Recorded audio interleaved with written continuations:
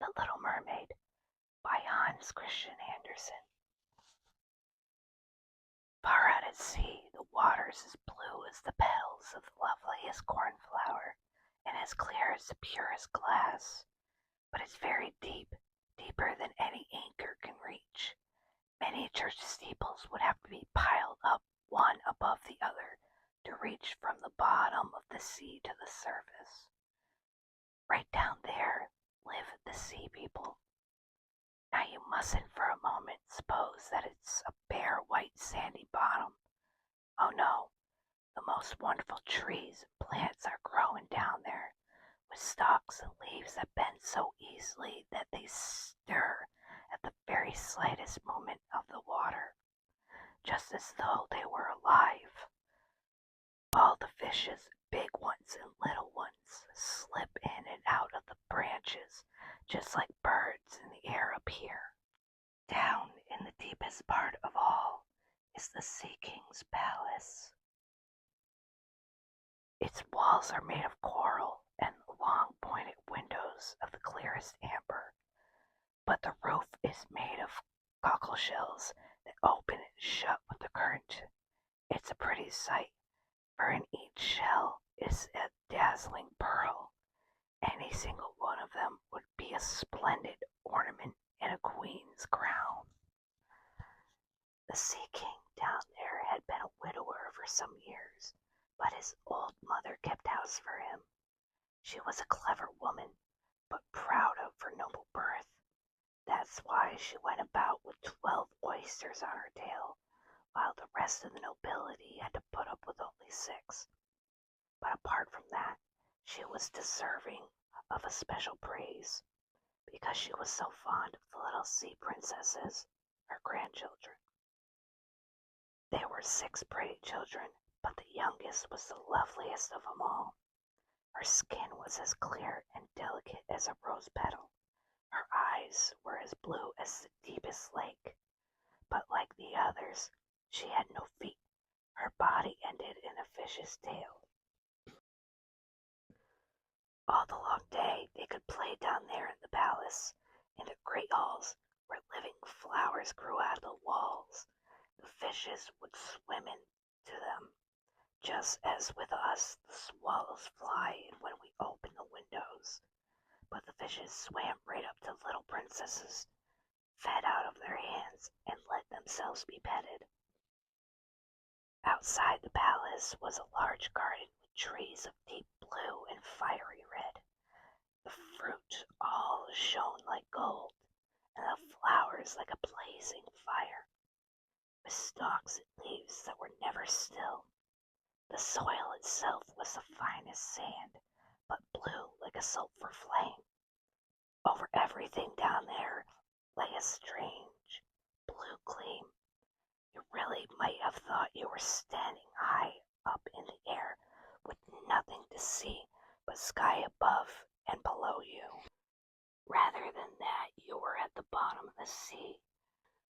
When there was a dead calm, you caught a glimpse of the sun, which looked like a purple flower pouring out all light from its cup. Each of the small princesses had their own little plot in the garden, where she could dig and plant at will. One of them gave her flower bed in the shape of a whale. Another thought it nicer for hers to look like a little mermaid. But the youngest made hers quite round like the sun, and would only have flowers that shone red like it. She was a curious child, silent and thoughtful. And when the other sisters decorated their gardens with the most wonderful things they had got from sunken ships, she would have nothing but the rose-red flowers that were like the sun high above, and a beautiful marble statue.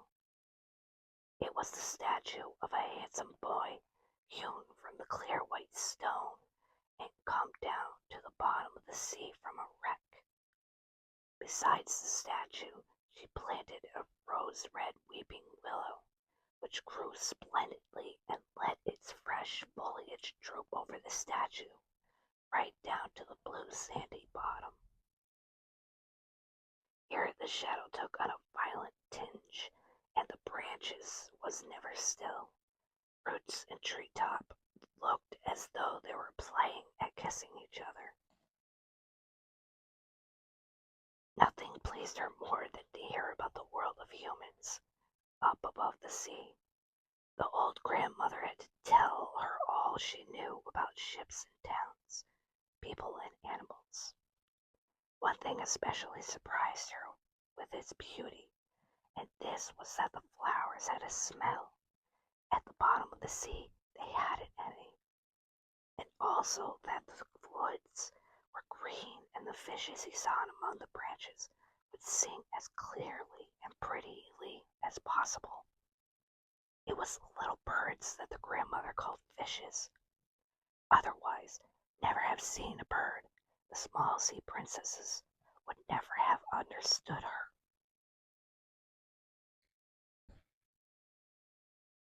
As soon as you are 15, the grandmother told them, you shall be allowed to rise to the surface and to sit in the moonlight on the rocks and watch the great ships sailing past.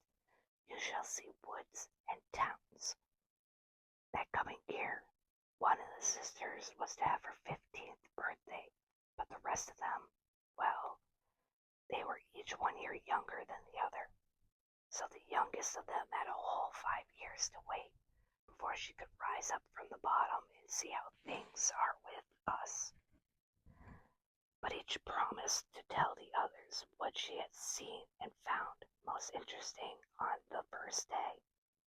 For the grandmother didn't really tell them enough. There were so many things they were lying to hear about. None of them was so full of longing as the youngest, the very one who had most time to wait and was so silent and thoughtful. Many a night she stood at the open window and gazed up through the dark blue water, where the fishes frisked their tails and fins. She could see the moon and the stars through its true their light was rather pale. And yet, through the water, they looked much larger than they do to us, and if ever a kind of black cloud went gliding along below them, she knew it was either a whale swimming above her or else a vessel with many passengers. These certainly never imagined that a lovely little mermaid was standing beneath and stretching up her white hands toward the keel of their ship. By now the eldest princess was 15 and allowed to go up to the surface. When she came back, she had 100 things to tell.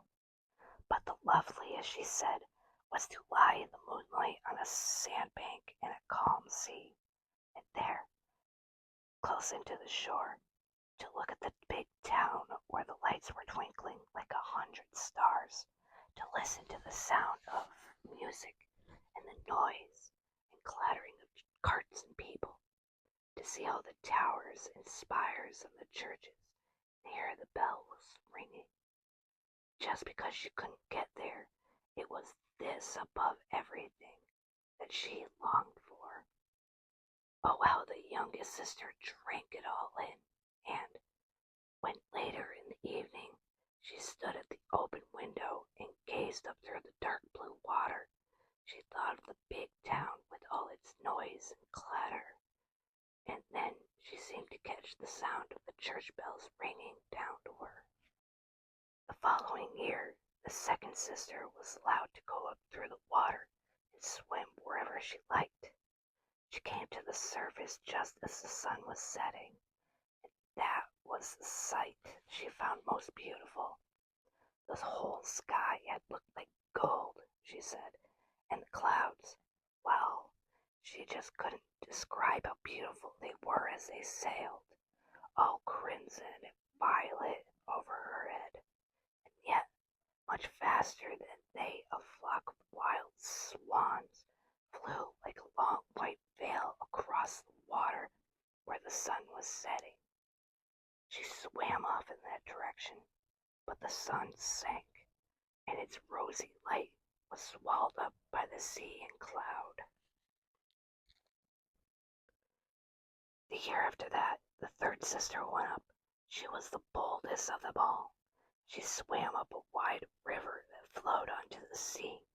She saw delightful green slopes with grapevines, manors, and farms peeped out among magnificent woods.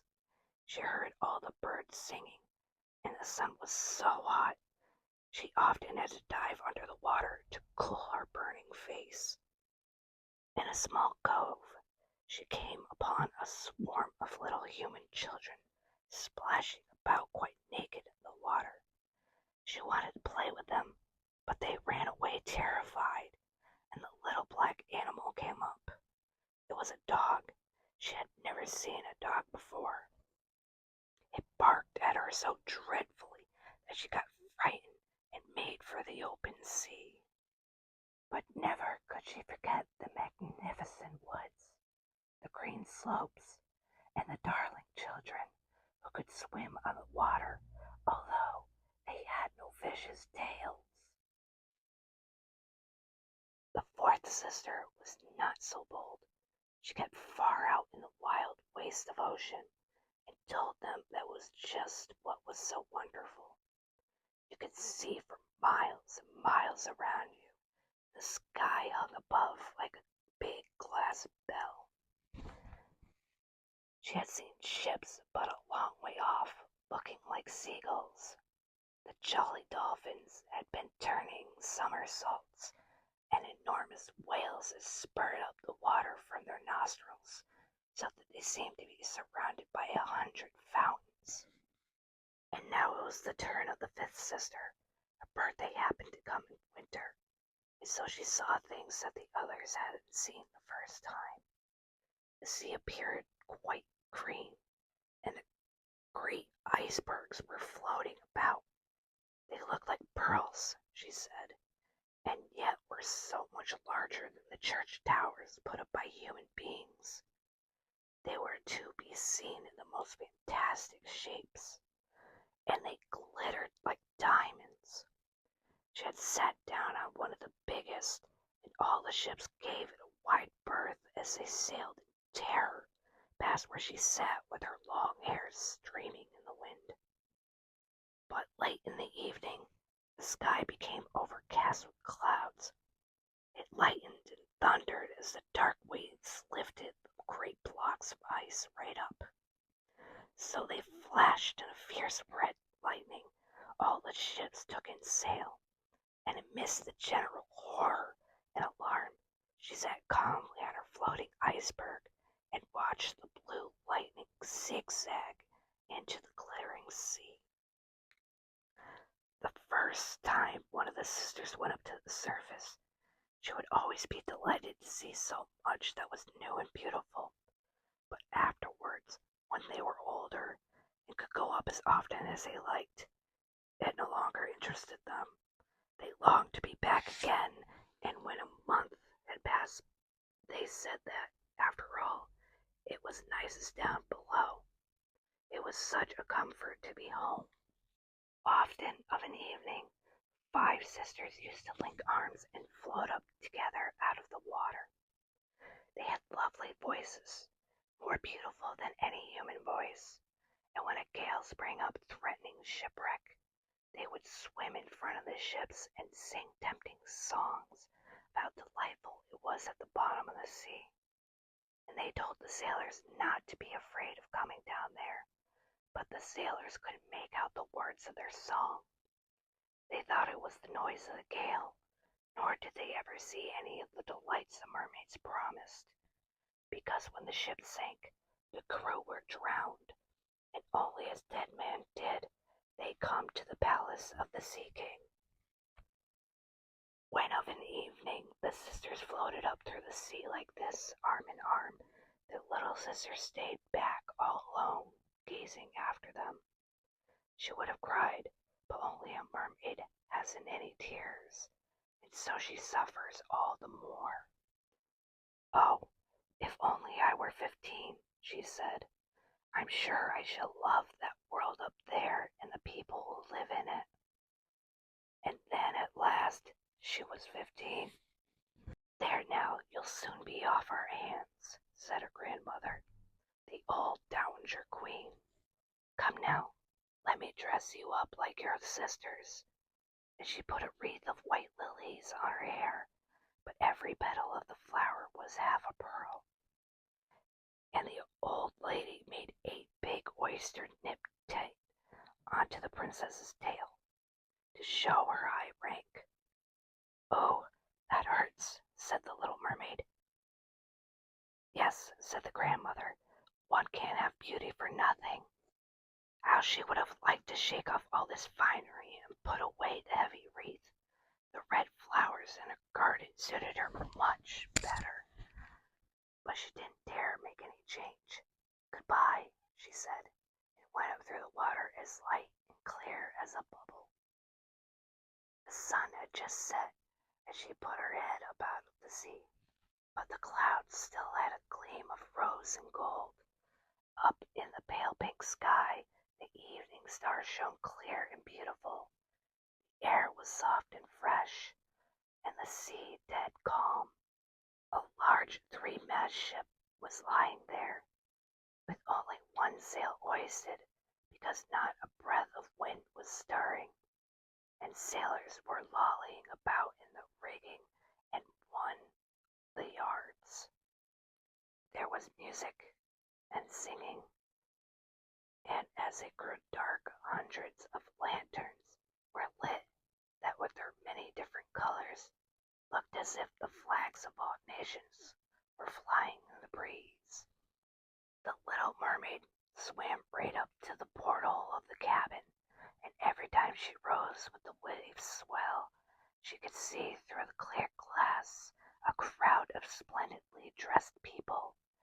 But the handsomest of them all was a young prince with large dark eyes. He couldn't have been much more than 16. It was his birthday, and that's why there was all this festivity. As the young prince came out onto the deck, where sailors were dancing, over 100 rockets wished up into the sky, broke into glitter like a broad daylight. That frightened the little mermaid, and she dived down under the water, but she quickly popped up her head again, and look, it was just as if the stars' heaven were falling down on her. Never had she seen such fireworks. Great suns went spinning around. Gorgeous firefishes swerved into the blue air. All this glitter was mirrored in clear still water. On board the ship herself, it was so light that you could make out every little rope, let alone the passengers. Oh, how handsome the young prince was! He shook hands with the sailors. He laughed and smiled, while the music went floating out into the loveliest of the night. It grew late, but the little mermaid couldn't take her eyes off the ship and the beautiful prince. The colored lanterns were put out, the rockets no longer climbed to the sky, and the cannon were heard no more. But deep down in the sea there was a mumbling and a rumbling. Meanwhile the mermaid stayed on the water, rocking up and down so that she could look into the cabin. But the ship now gathered speed. One after another, her sails were spread, the waves increased, heavy clouds blew up, and lightning flashed in the distance. Yes, they were in for a terrible storm. So the sailors took in their sails as the great ship rocked and scudded through the raging sea.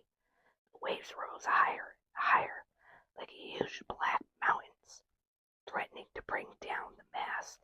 But the ship dived like a swan into through the waves, and then rode up again on her towering crests.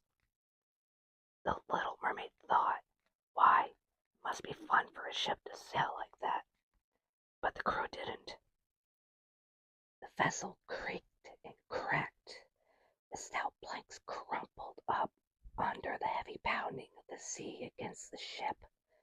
The mast snapped in the middle like a stick, and then the ship gave a lurch to one side as the water came rushing onto the hold.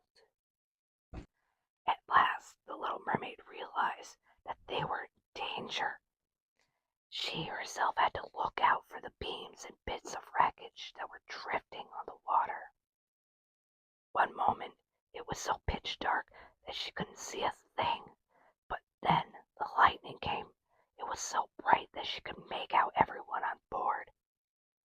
It was now a case of each man for himself. The young prince was the one she was looking for, and as the ship broke up, she saw him disappear into the depths of the sea. Just for one moment, she felt quite pleased, for now he would come down to her. But then she remembered that humans can't live under the water, and that only as a dead man could he down to her father's palace. No, he mustn't die. So she swam in among the drifting beams and planks, with no thought for the danger of being crushed by them. She dived deep down and came right up again among the waves, and at last she found the young prince. He could hardly swim any longer. In the heavy sea, his arms and legs were beginning to tire. The fine eyes were closed. He could certainly have drowned if the little mermaid had not come. She held his head above water and then let the waves carry her along with them wherever they pleased. By morning, the gale had quite gone. Not the smallest trace of the ship was to be seen. The sun rose red and glowing out of the water and seemed to bring life to the prince's cheeks. But his eyes were still shut. The mermaid kissed his fine high forehead and smoothed back his dripping hair. He was like the marble statue down in her little garden. She kissed him again and wished that he might live.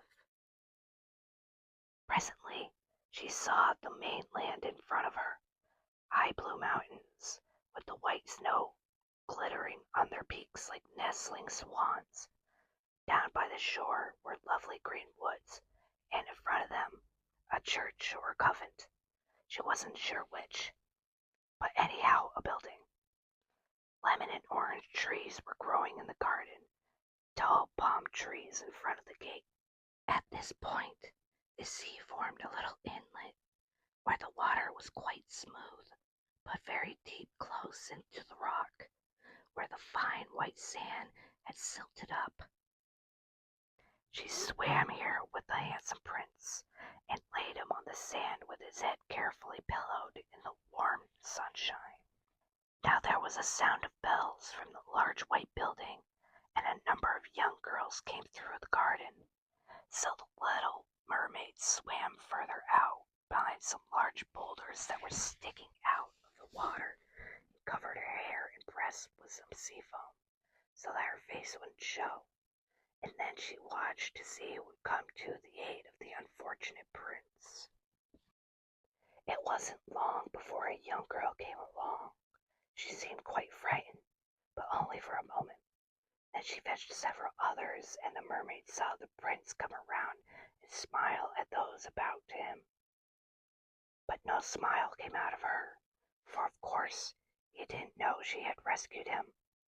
She felt so sad that, when he was taken away to the large building, she dived down sorrowfully onto the sea and went back to her father's palace.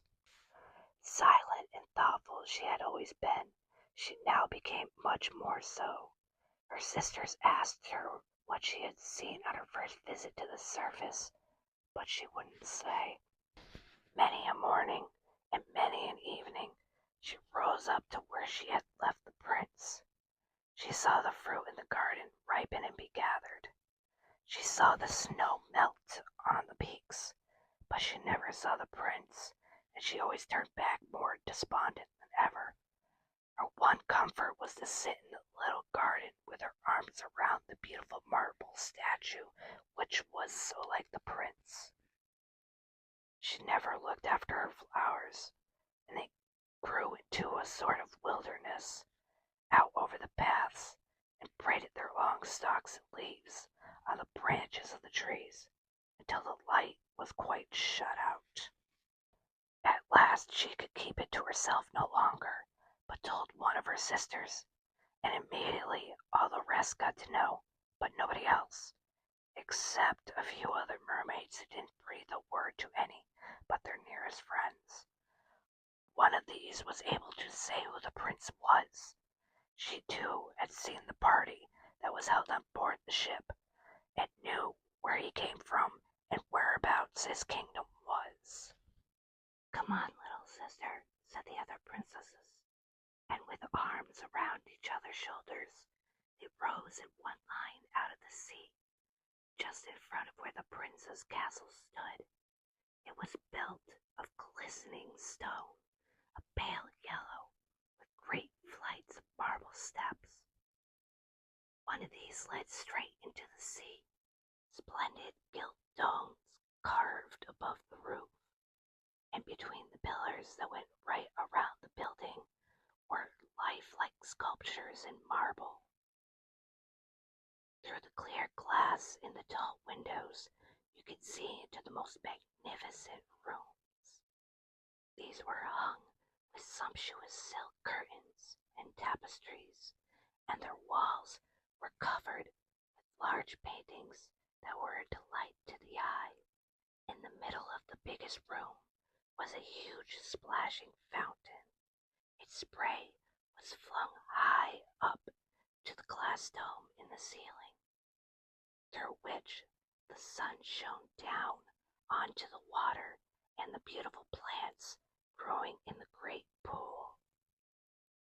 Now she knew where he lived, and many an evening and many a night she would come to the surface at that spot. She swam much closer to the shore than any of the others have ever dared. She even went up the narrow creek under the fine marble balcony that threw its long shadow across the water. Here she would sit and gaze at the young prince, who imagined he was quite alone in the clear moonlight.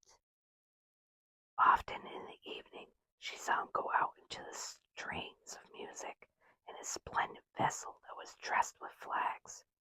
She peeped out from among the green rushes, and with the wind caught her long silvery veil, and someone saw it. They fancied it was a swan spreading its wings.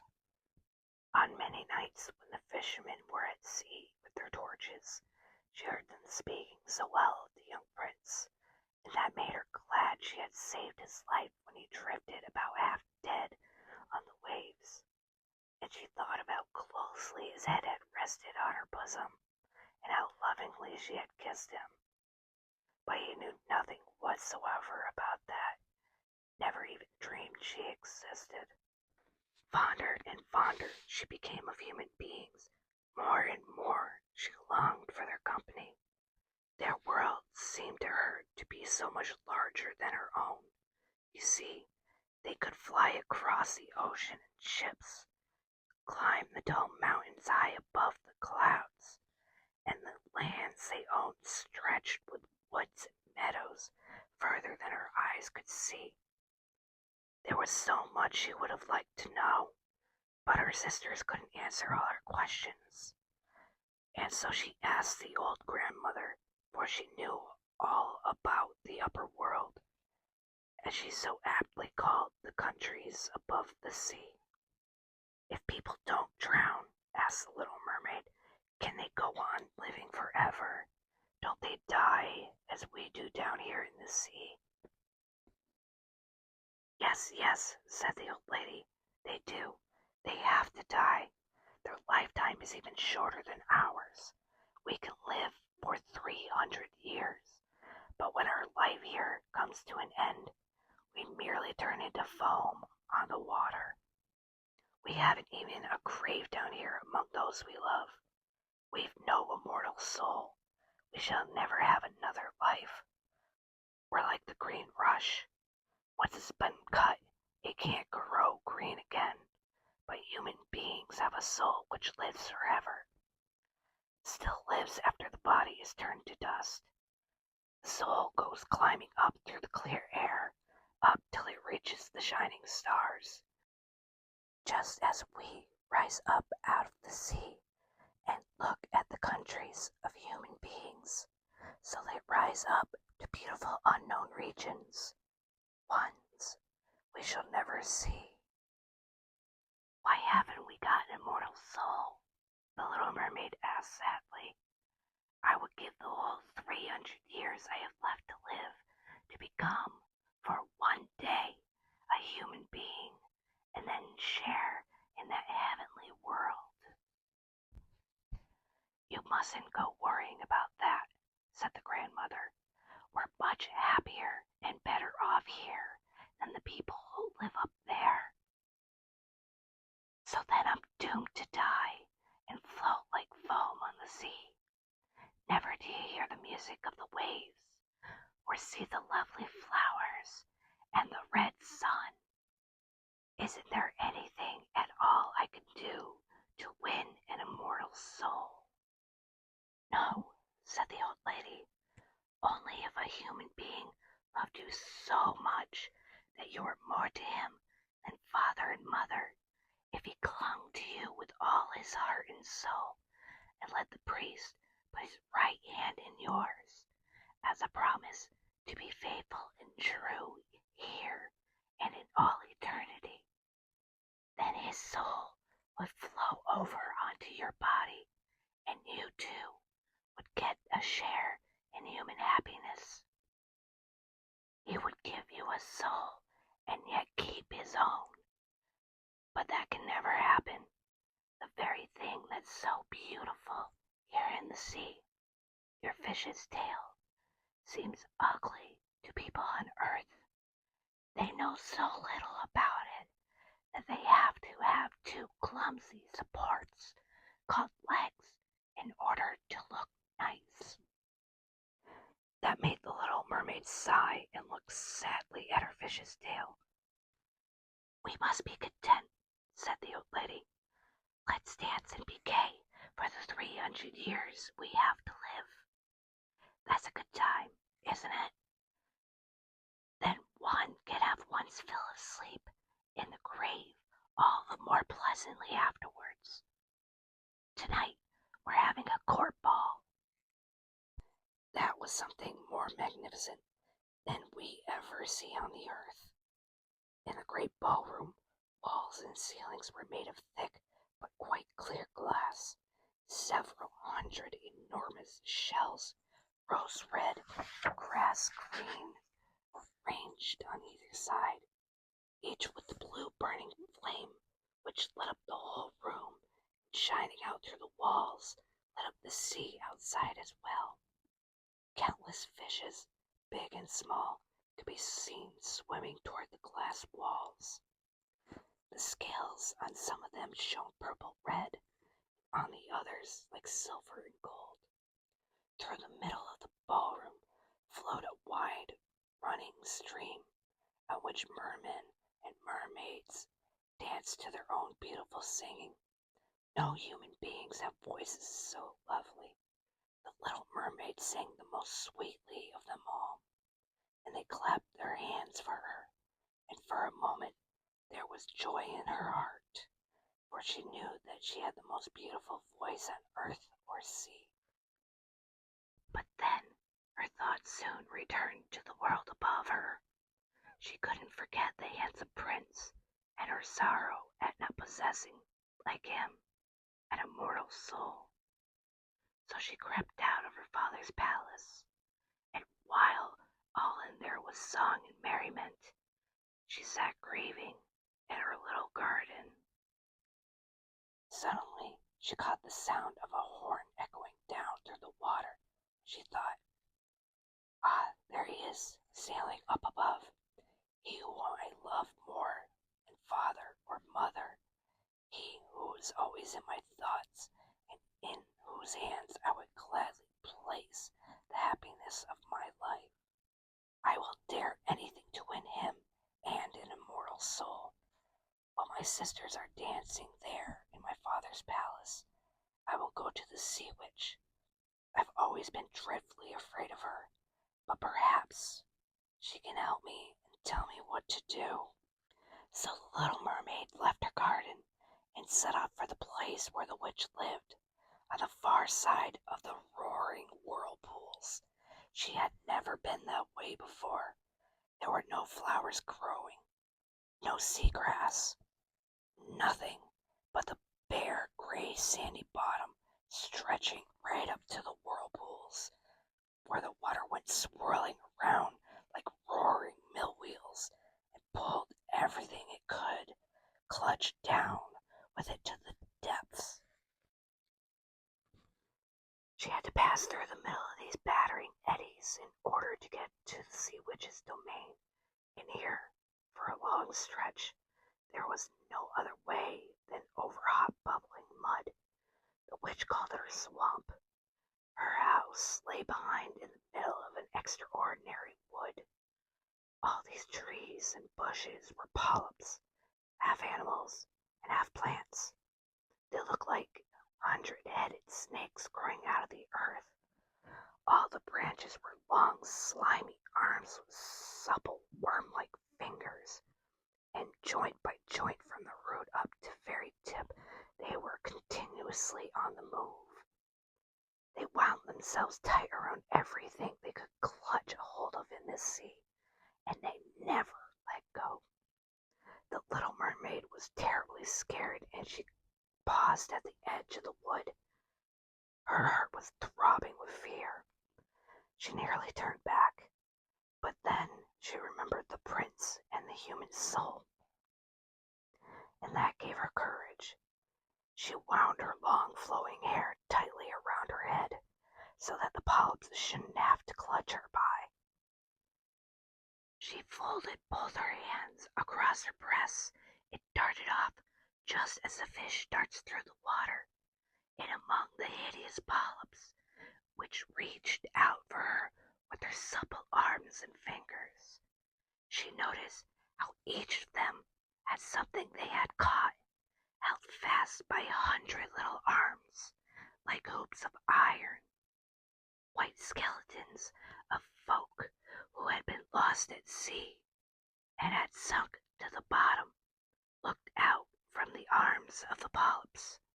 Ship's rudders and chests were gripped tight, skeletons of land animals, and, most horrible of all, a small mermaid whom they had caught and throttled. Now she came to a large, slimy, open space in the wood where the big, fat water snakes were frisking about and showing their hideous, whitish, yellow bellies. In the middle was a house built of the bones of human folk who had been wrecked. There sat the sea witch, letting a toad feed out of her mouth, just as we might let a little canary come and peck sugar. She called the horrible fat water snakes her little chicks, and allowed them to sprawl about her great spongy bosom. I know well enough what you're after, said the sea witch. How stupid of you. Still, you shall have your way. It'll bring you into misfortune, my lovely princess.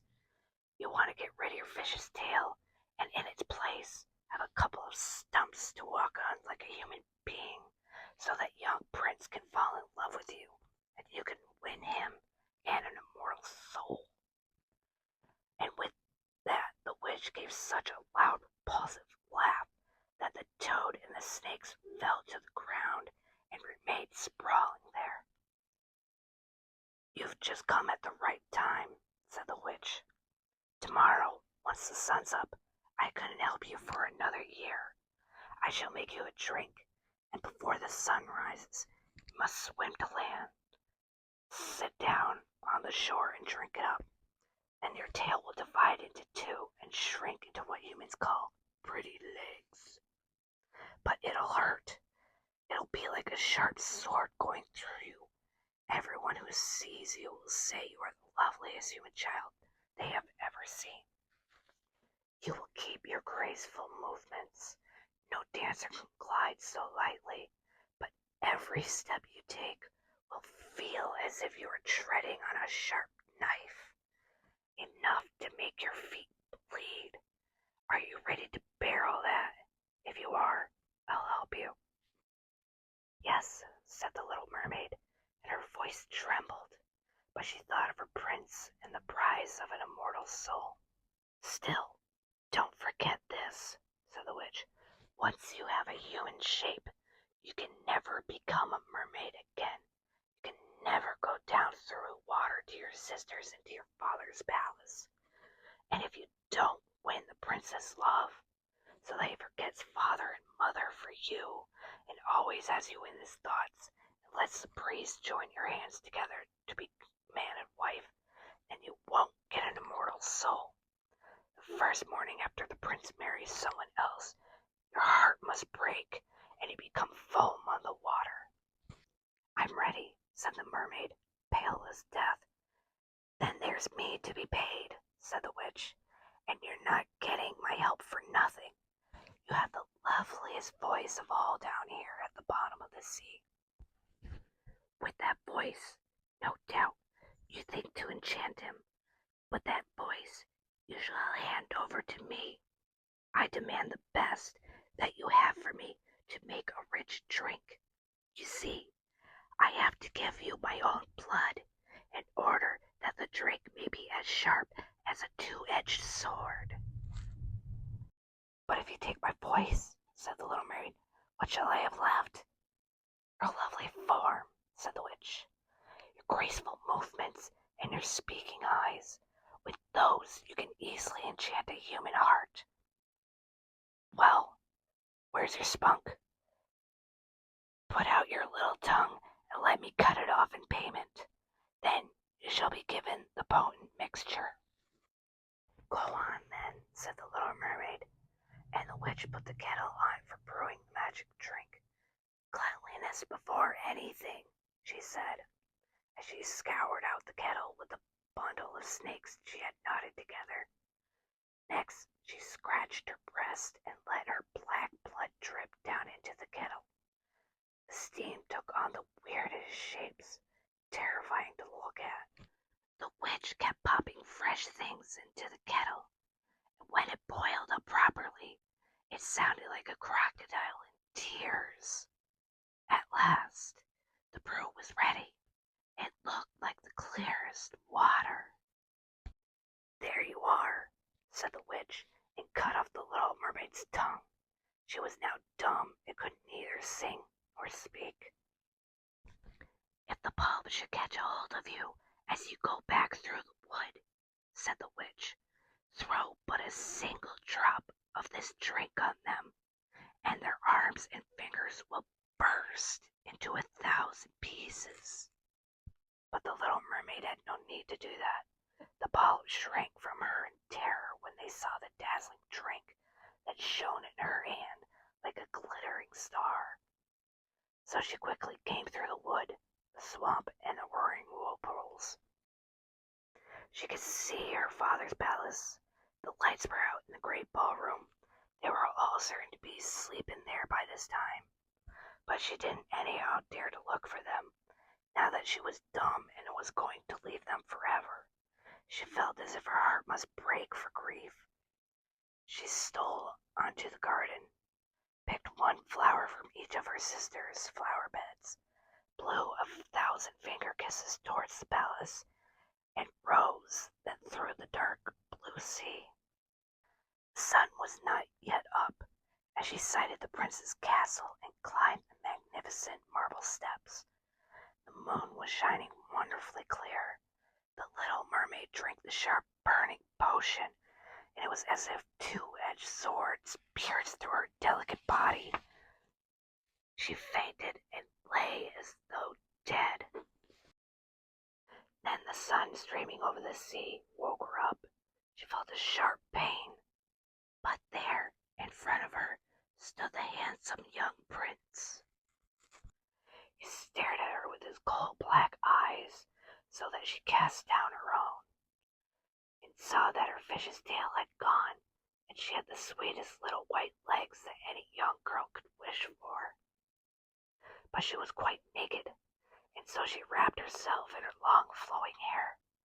The prince asked who she was and how she came there, and she could only look back at him so gently, yet so sadly out of her deep blue eyes, for of course she couldn't speak. Then he took her by the hand and led her into the castle. Every step she took, as the witch had foretold, was as though she were treading on sharp knives and prickling gimlets. But she gladly put up with that. By the side of the prince she went along as lightly as a bubble, and he and all of them marveled at the charm of her graceful movements. Costly dresses were given her of silk and muslin. She was the most beautiful in all the castle. But she was dumb. She could neither sing nor speak. Lovely slave girls in gold and silk came out and danced before the prince and his royal parents. One of them sang more beautifully than all the rest, and the prince clapped his hands and smiled at her. The saddened little mermaid, for she knew that she herself had sung far more beautifully, and she thought, "Oh, if only he knew that I gave my voice away forever in order to be with him." Next, the slave girls danced a graceful gliding dance to the most delightful music, and then the little mermaid raised her pretty white arms, lingered on the tips of her toes, and then glided across the floor, dancing as no one had danced before.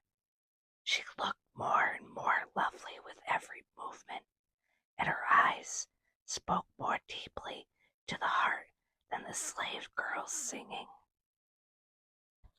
Everyone was enchanted, and especially the prince, who called her his little foundling.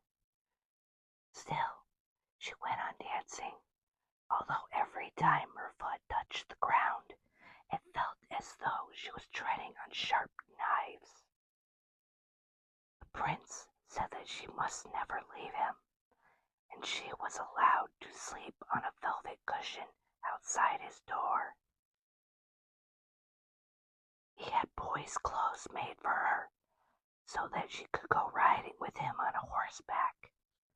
They rode through the sweet-smelling woods, where the green boughs grazed their shoulders, and the little birds sang among the cool foliage.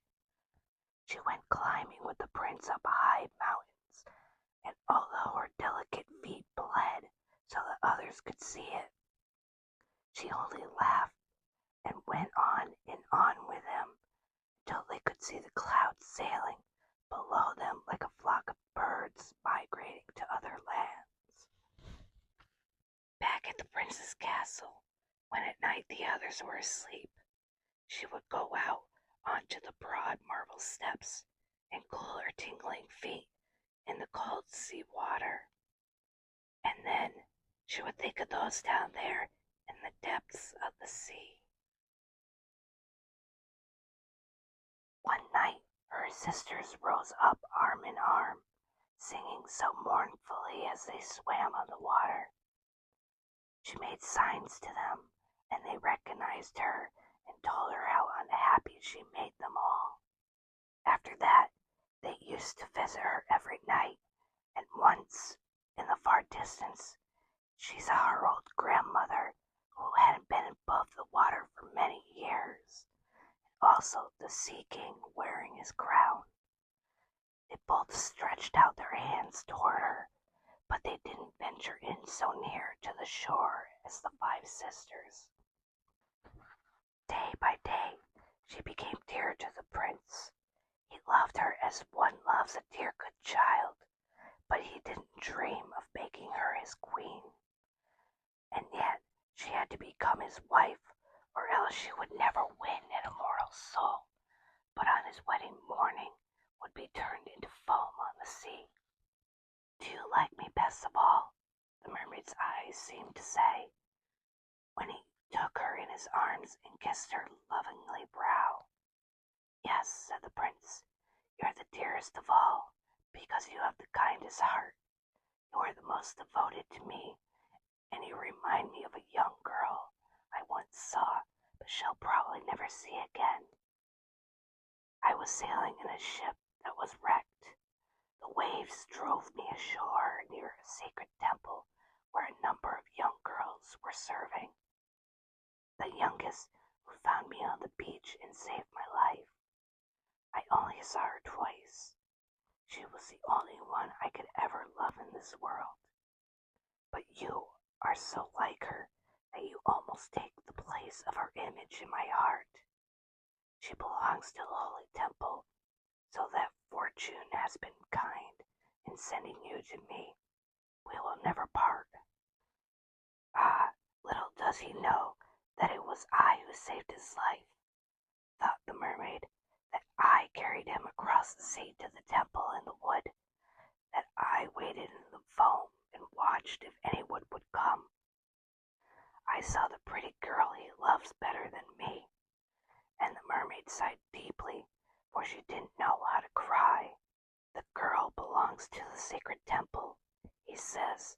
She'll never come out into the world, and they'll never meet again. I am with him. I see him every day. I will take care of him, love him, give up my life to him. But now the prince was getting married, they said, married to the pretty daughter of the neighboring king, and that was why he was fitting out such a splendid ship. The prince was going off to take a look at his neighbor's kingdom. That is how they put it, meaning that it was really to take a look at his neighbor's daughter. A large suite was to go with him, but the little mermaid shook her head and laughed. She knew the prince's thoughts far better than all the others. I shall have to go, he said to her. I shall have to visit the pretty princess, as my parents are so insistent. But force me to bring her back here as my wife. That they will never do. I can't love her. She's not like the beautiful girl in the temple, as you are. If I ever had to find a bride, I would rather have you, my dear mute foundling, with the speaking eyes. And he kissed her red mouth, played with her long hair, and laid his head against her heart, so that it dreamed of human happiness and immortal soul. You've no fear of the sea, have you, my dumb child? He asked, as they stood on board the splendid ship that was to take him to the neighboring kingdom. And he told her of stormy gales and dead calms, of strange fishes at the bottom of the ocean, all that the diver had seen there. And she smiled at his tales, for she knew better than anyone else about the bottom of the sea. At night, when there was an unclouded moon, and all were asleep but the helmsman at the wheel, she sat by the ship's rail and stared down through the clear water. She seemed to see her father's palace, with her old grandmother standing on top of it in her silver crown and gazing up through the swift current at the keel of the vessel. Then her sisters came up onto the water and looked at her with eyes full of sorrow. Wringing their white hands, she beckoned to them and smiled, and would have liked to tell them all that was going well and happily with her. But the cabin boy came up at that moment, and the sisters dived down, so that the boy felt satisfied that the white something he had seen was foam on the water. Next morning, the ship sailed onto the harbor of the neighboring king's magnificent capital. The church bells all rang out, and the trumpets were blown from the tall battlements, while the soldiers saluted with gleaming bayonets and flying colors. Every day there was a feast to balls, and parties were given one after another, but nothing had yet been seen of the princess. It was said that she was being educated abroad in a sacred temple, where she had lessons in all the royal virtues. At last she arrived. The little mermaid was eager for a glimpse of her beauty, and she had to admit that she had never seen anyone more charming to look at. Her complexion was so clear and delicate and behind the long dark lashes smiled a pair of trusting deep blue eyes. "It's you," cried the prince, "you who rescued me when I was lying half dead on the shore," and he clasped his blushing bride in his arms. "Oh, I'm too happy," he said to the little mermaid. "My dearest wish, more than I ever dared to hope for, has been granted me. My happiness will give you pleasure because you're fonder of me than any of the others." Then the little mermaid kissed his hand, and already she felt as if her heart was breaking. The morrow of his wedding would mean death to her and change her to foam on the sea. All the church bells were ringing as the heralds rode round the streets to proclaim the betrothal. On every altar sweet oil was burning in rich lamps of silver. The priests swung their censers, and bride and bridegroom joined hands and received the blessing of the bishop. Dressed in silk and gold, the little mermaid stood holding the bride's train, but her ears never heard the festive music. Her eyes never saw the holy rites. She was thinking of her last night on earth, of all she had lost in this world. That same evening, bride and bridegroom went on board the ship. The cannon thundered, the flags were all flying, and the amidships they had put up a royal tent of gold and purple, strewn with luxurious cushions. Here, the wedded couple were to sleep that calm, cool night. The sails filled with the breeze, and the ship glided lightly and smoothly over the clear water. As darkness fell, colored lanterns were lit, and the crew danced merrily on the deck. The little mermaid could not help thinking of the first time she came up out of the sea and gazed on just such a scene of joy and splendor. And now she joined in the dance, swerving and swooping as lightly as a swallow that avoids pursuit, and shouts of admiration greeted her on every side. Never had she danced so brilliantly. It was as if sharp knives were wounding her delicate feet, but she never felt it. More painful was the wound in her heart. She knew that this was the last evening she would see the prince for whom she had turned her back on kindred and home, given up her beautiful voice, and every day suffered hours of agony without his suspecting a thing. This was the last night she would breathe the same air as he, gaze on the deep sea and the star-blue sky. An endless night, without thoughts, without dreams, awaited her who had no soul and could never win one. All was joy and merriment on board until long past midnight. She laughed and danced with the thought of death in her heart. The prince kissed his lovely bride, and she toyed with his dark hair, and arm in arm they went to rest in the magnificent tent. The ship was now hushed and still.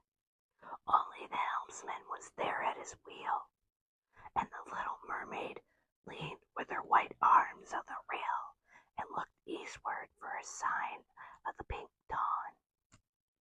The first ray of the sun, she knew, would kill her. Suddenly, she saw her sisters rising out of the sea. They were pale, like her. No more was their beautiful long hair fluttering in the wind. It had been cut off. "We have given it to the witch so that she might help us to save you from dying when tonight is over. She has given us a knife. Look, here it is. Do you see how sharp it is? Before sunrise, you must stab it into the prince's heart. Then, when his warm blood splashes over your feet, They will grow together into a fish's tail, and you will become a mermaid once more. You'll be able to come down to us in the water and live out your 300 years before being changed into the dead salt foam of the sea. Make haste. Either he or you must die before the sun rises. Our old grandmother has been sorrowing till her white hair has fallen away, as ours fell before the witch's scissors. Kill the prince and come back to us. But make haste. Look at that red gleam in the sky. In a few minutes, the sun will rise, and then you must die. And with a strange, deep sigh, they sank beneath the waves. The little mermaid drew aside the purple curtain of the tent, and she saw the lovely bride sleeping with her head on the prince's breast. She stooped and kissed his handsome brow, looked at the sky where the pink dawn glowed brighter and brighter, looked at the sharp knife in her hand, and again fixed her eyes on the prince, who murmured in his dreams the name of his bride. She alone was in his thoughts. The knife quivered in the mermaid's hand, but then she flung it far out into the waves. They glimmered red where it fell, and what looked like drops of blood came oozing out of the water. With a last glance at the prince from eyes half dimmed in death, she hurled herself from the ship into the sea, and felt her body dissolving into foam. And now the sun came rising from the sea. Its rays felt gentle and warm on the death-chilled foam, and the little mermaid had no feeling of death. She saw the bright sun, and hovering above her, hundreds of lovely creatures. She could see right through them, see the white sails of the ship and the pink clouds in the sky. And their voice was the voice of melody, yet so spiritual that no human ear could hear it, just as no earthly eye could see them. They had no wings, but their own lightness bore them up as they floated through the air.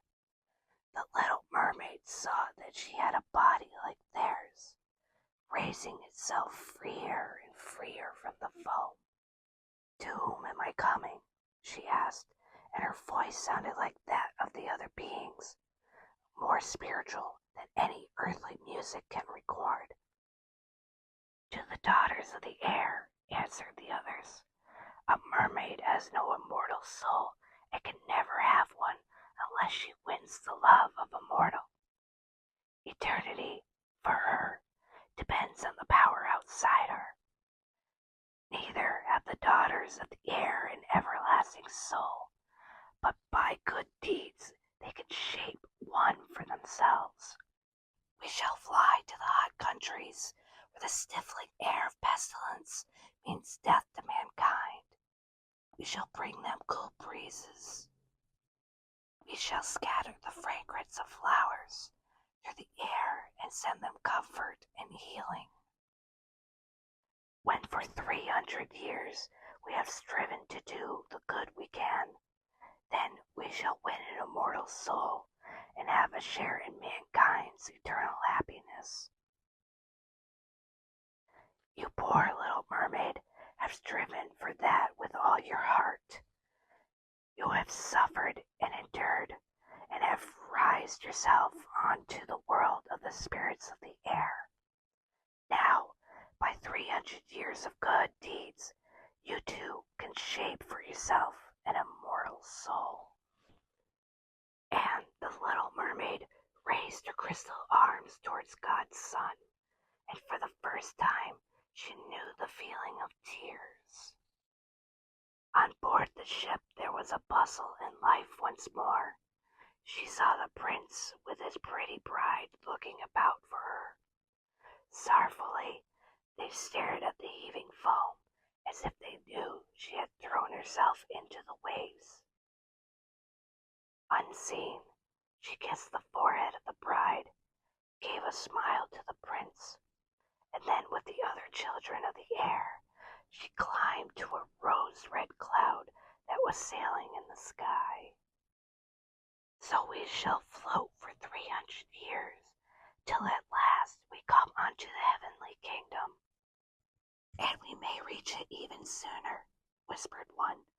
Unseen, we float into human homes, where there are children, and for every day we find a good child who makes father and mother happy and earns their love. God shortens our time of trial. The child never knows when we fly through the room, and if that makes us smile with joy, then a year is taken away from the 300. But if we see a child who is naughty or spiteful, then we have to weep tears of sorrow, and every tear adds one more day to our time